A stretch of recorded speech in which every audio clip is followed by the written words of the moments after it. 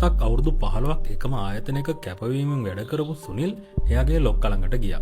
එයා ගියේ සති ගානක ඉඳන් සැලසුම් කරපු නිවාඩුවක් ඉල්ලන්න. පහවදා එයාගේ අවුරුදු 6ක් වයස පොඩි දුවගේ ඉස්කෝලේ පළවෙනි නැටුම් ප්‍රසංගය. දුව මාස ගානක් තිස්සේ පුරුදු වුණේ තාත්තට පෙන්නන්න. ඒත් ලොක්කා එයාගේ මූණ දිහා බලන්නවත් නැතුව කිව්වා බෑ. හෙට ඔඩිට් එක. ඔයා නැතුව බෑ. රස්සා ඕන නම් හෙට එන්න. සුනිල් අසරණ වුණා. එයා දුවට කෝල් කරලා කිව්වා තාත්තට එන්න වෙන්නේ නෑ දුවේ. වැඩ වගේක් කියලා. දුව අඬන සද්දේ එයාට ඇහුණා. පහවදා එයා වැඩට ගියා. හිත තිබුණේ දුව ළඟ. ඒත් ඇඟ තිබුණේ ඔෆිස් එකේ. ලොක්කා එක දිගට කෑ ගැහුවා. මේක වැරදි. අරක ඉවර නෑ. තමුසලා නිකන් පඩි ගන්නවා. පීඩනය දරා ගන්න බැරි තැන සුනිල්ට තදබල හිසරදයක් ආවා. දවල් එද්දී දුවගේ ටීචර් කෝල් කළා.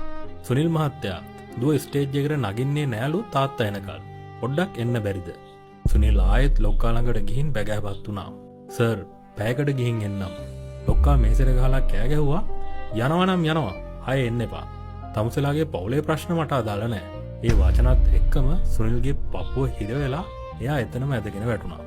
රෝහලේ කොරිඩෝව දුව නටන්න ඇඳගෙන හිටපු ලස්සන ඇඳුම පිටින්ම අඬ අඬා දුවගෙන ආවා.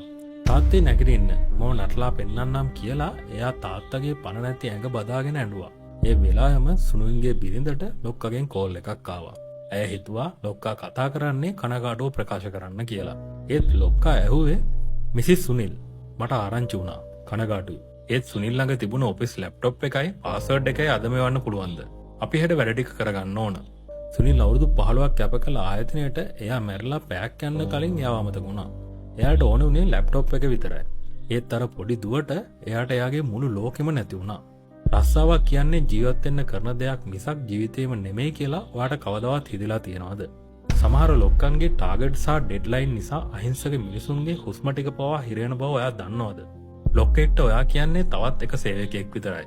ඒත් පවුලට ඔයා කියන්නේ මුළු විශ්වයම. රැකියාව වෙනුවෙන් මැරෙන්න එපා. පවුල වෙනුවෙන් ජීවත් වෙන්න.